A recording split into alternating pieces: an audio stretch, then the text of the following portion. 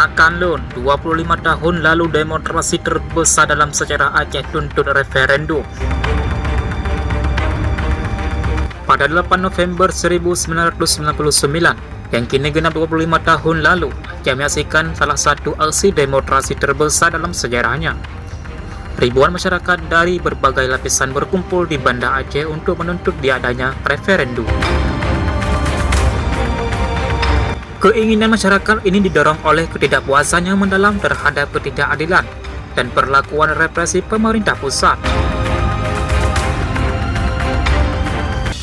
Aspirasi ini muncul sebagai respon atas konflik berkepanjangan antara Gerakan Aceh Merdeka dan pemerintah Indonesia, yang telah menimbulkan banyak korban jiwa serta penderitaan masyarakat setempat.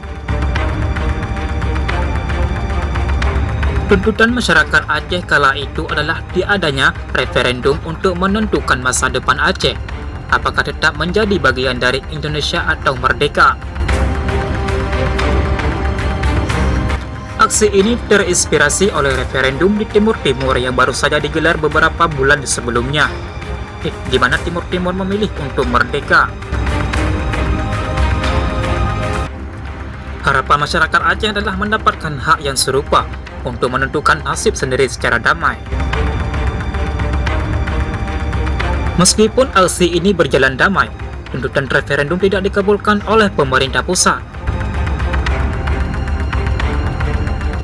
Penolakan pemerintah untuk mengadakan referendum semakin memperburuk situasi di Aceh, yang saat itu sudah berada dalam ketegangan tinggi akibat konflik bersenjata antara agam dan aparat keamanan. Akibatnya, konflik terus berlanjut dengan meningkatnya ketegangan antara aparat dan masyarakat. Barulah pada 2005, melalui perjanjian damai Helsinki, konflik di Aceh akhirnya menemukan titik terang. Perjanjian ini membawa perdamaian dan memberikan Aceh status otonomi khusus, yang memungkinkan masyarakat Aceh memiliki kewenangan lebih dalam mengatur wilayah mereka sendiri, termasuk menerapkan syariat Islam.